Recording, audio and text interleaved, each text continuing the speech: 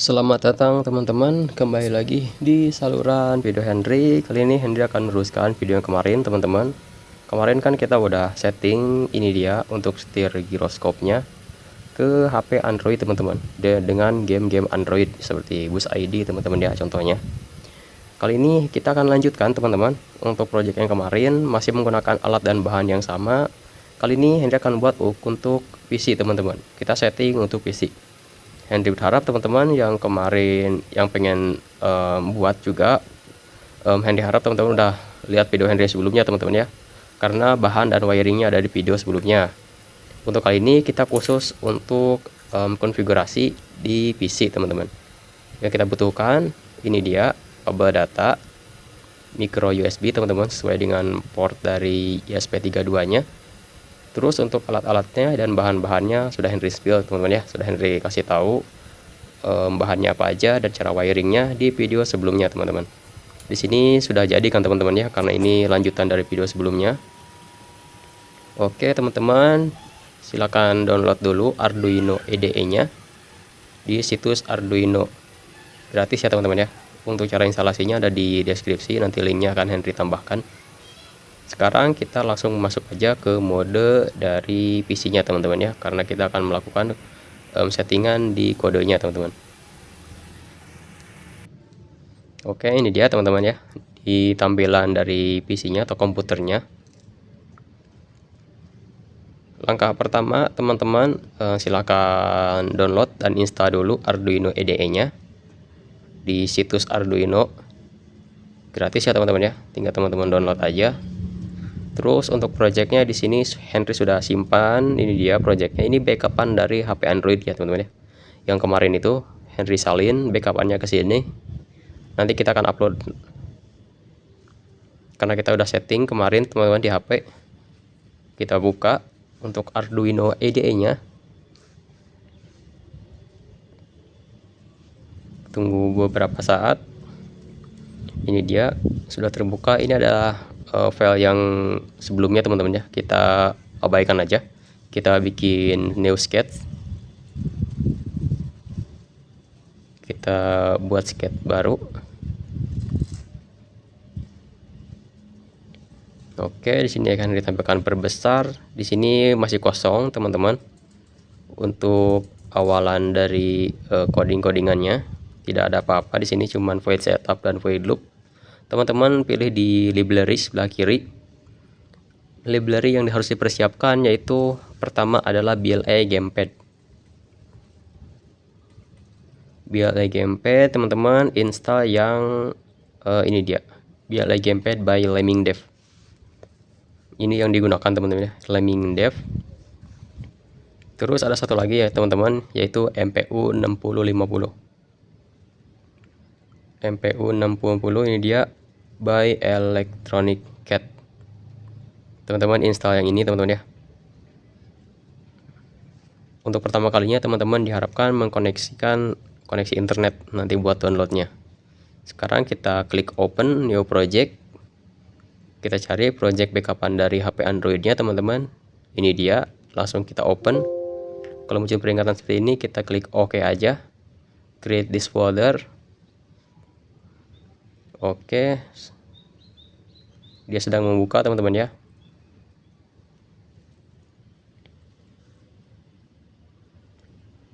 Ini dia sudah terbuka. Ini konfigurasinya tidak Henry apa-apakan teman-teman ya.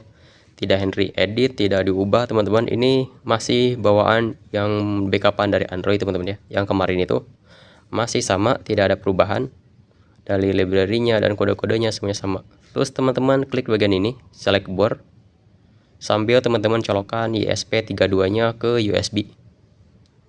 Tunggu di sini nanti akan ada terdeteksi teman-teman ya. Kalau misalkan tidak terdeteksi, teman-teman diharuskan untuk memasang driver CH340 dan CP202 untuk driver ESP32-nya. Saran Henry teman-teman pasang kedua drivernya. Oke, nanti muncul seperti ini. ESP32 atau port lain teman-temannya di sini. Kalau misalkan belum terbaca ESP32, teman-teman pastikan portnya sudah benar. Terus kalau misalkan tidak terbaca ESP32-nya, teman-teman pilih di sini board manager. ESP32 Dev Mode. Oke, untuk cara penggunaannya teman-teman silahkan cek di deskripsi aja lebih lengkapnya. Langsung kita upload aja, nggak perlu berlama-lama. Di sini akan compiling. Pada saat compiling pertama ini akan memakan waktu lumayan lama teman-teman, 1 atau 2 menitan teman-teman ya, untuk compilation yang pertama kalinya. Kalau misalkan udah kedua ketiga ini akan lebih cepat. Akan dipercepat sedikit teman-teman ya, biar nggak terlalu lama.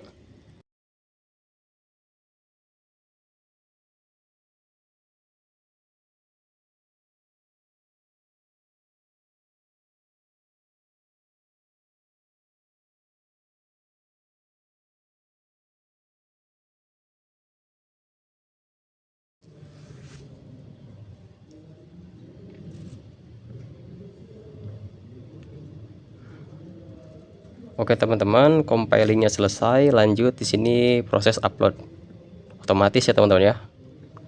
Di sini tertulis done uploading. Oke, sudah diupload, sudah selesai.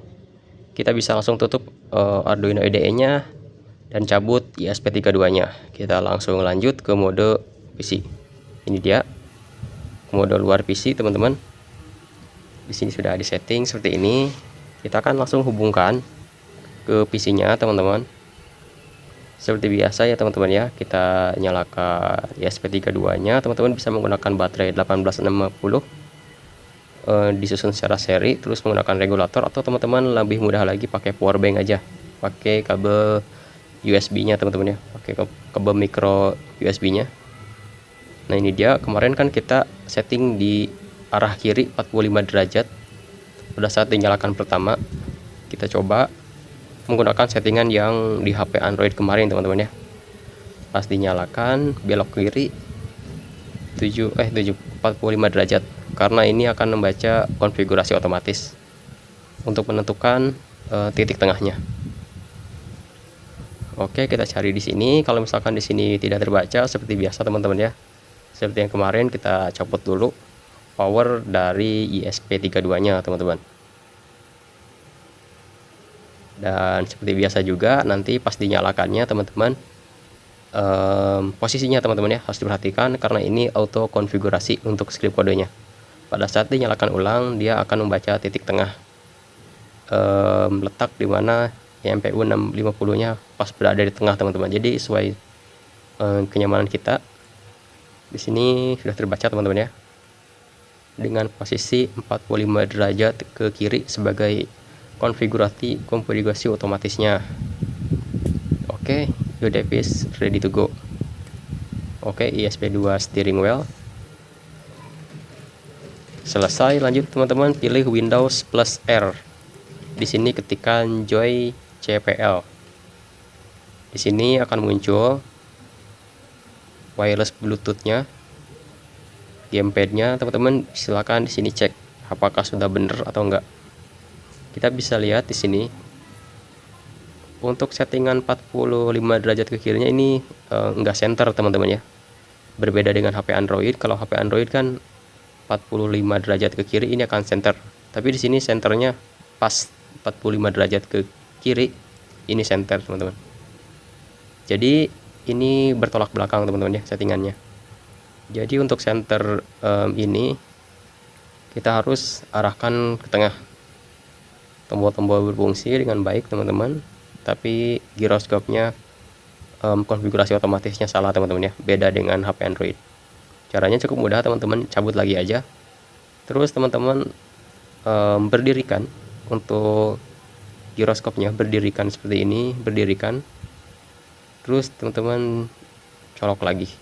Nah seperti ini, berdirikan sini lurus sambil teman-teman hidupkan. Nah ini dia, nanti auto konfigurasinya akan lurus seperti ini, pas tengah-tengah. Jadi ini lebih bagus ya teman-teman ya, settingan di PC. Dia membaca titik tengahnya itu benar-benar pas lurus. Jadi belok kiri kanannya ya pas teman-teman, nggak harus konfigurasi berapa derajat dulu. Ini settingannya nggak diubah-ubah padahal. Oke, seperti ini sudah terbaca kembali teman-teman. Untuk slip Bluetooth-nya sekarang kita lihat konfigurasinya. Nah pas teman-teman ya, sekarang dia tanda plusnya itu ada di tengah-tengah pas. Jadi belok kiri dan kanan dia sesuai teman-teman, nggak belok sedikit pun. Sudah pas teman-teman ya. Ini konfigurasi di PC lebih pas teman-teman daripada di HP Android. Oke, setelah semua terbaca dengan baik, tombol-tombol dan sensor giroskopnya juga, kita bisa tutup dan kita tes di game simulasi teman-teman. Kita tes di game Euro Truck Simulator 2 aja teman-teman. Kita buka dulu gamenya. Kita tunggu sampai masuk ke menu dari gamenya teman-teman. Kita akan setting dulu nanti di awal sebelum kita main.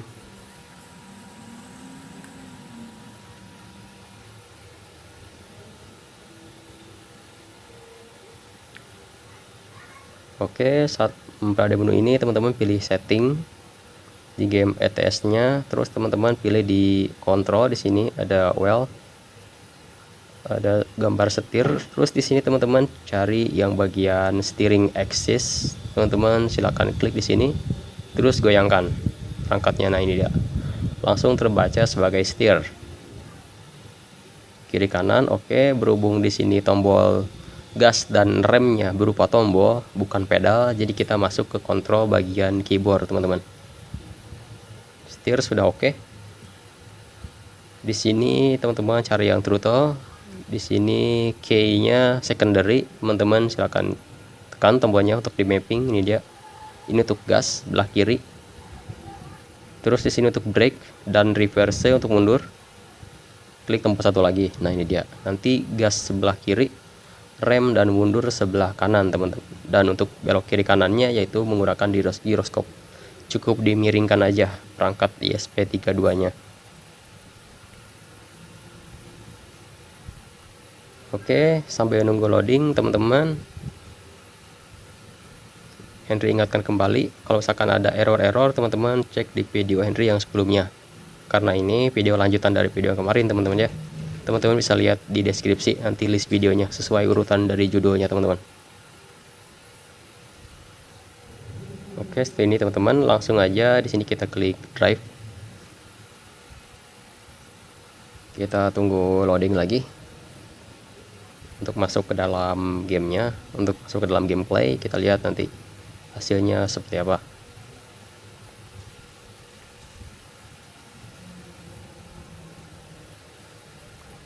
Sip, ini dia sudah masuk di dalam game. Kita bisa cek. Oke, ini lebih enak ya teman-teman ya daripada versi Android. Ini lebih pas di versi PC teman-teman. Kita bisa lihat titik tengahnya pas, belok kiri kanannya juga pas. Oke, kita akan coba maju menggunakan tombol gas yang tadi sudah kita mapping. Oke, berjalan dengan baik teman-teman.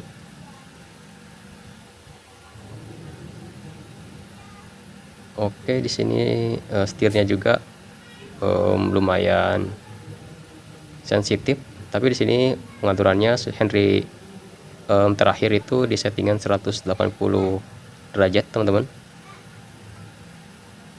Untuk putaran setirnya di sini jadi dia mengepaskan sendiri teman-teman ya dengan sensor MPU 6050 nya. Nah seperti ini teman-teman, berjalan dengan baik teman-teman ya.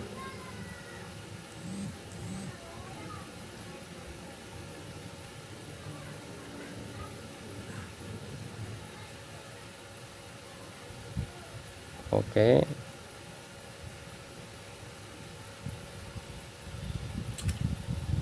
tidak ada delay teman-teman. Kita coba rem, tombol yang sebelah kanan. Oke, berhenti teman-teman ya.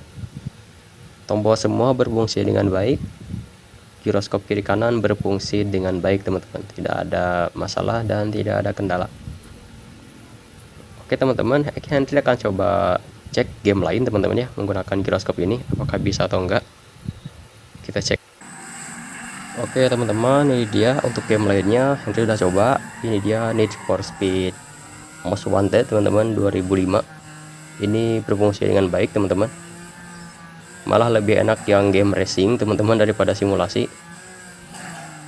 Kalau simulasi itu putaran setirnya kan ada yang banyak, ada yang sedikit, jadi kurang begitu sesuai. Tapi kalau misalkan game racing seperti ini lumayan cocok teman-teman, karena kita tidak perlu menggunakan setir yang panjang teman-teman, seperti analog pada umumnya, cuma belok kiri kanan. Terus teman-teman juga bisa menggunakan game lainnya juga, yang penting ada mapping tombolnya. Contohnya mungkin emulator teman-teman ya, yang paling mudah itu emulator yang ada mappingnya, seperti PSP, PPS, PP. Ada juga PS2 seperti PCSX2 atau PS1, IPSXE teman-teman, dan emulator lainnya juga teman-teman ya. Ini bisa teman-teman ya, bisa, yang penting ada tombol mappingnya. Oke, mungkin hanya itu aja teman-teman ya yang bisa disampaikan. Mudah-mudahan video yang lumayan panjang ini bisa bermanfaat. Mudah-mudahan teman-teman bisa ngerti. Kalau misalkan teman-teman kurang begitu paham dan kurang ngerti, teman-teman tinggal ulang aja videonya, teman-teman simak lagi. Kalau misalkan ada salah-salah perkataan, Henry mohon maaf. Itu aja yang mungkin bisa disampaikan. Kita lanjut lagi di video berikutnya, membuat controller lainnya juga teman-teman. Oke, mungkin hanya itu aja yang bisa disampaikan. Terima kasih dan sampai jumpa lagi di video Henry berikutnya.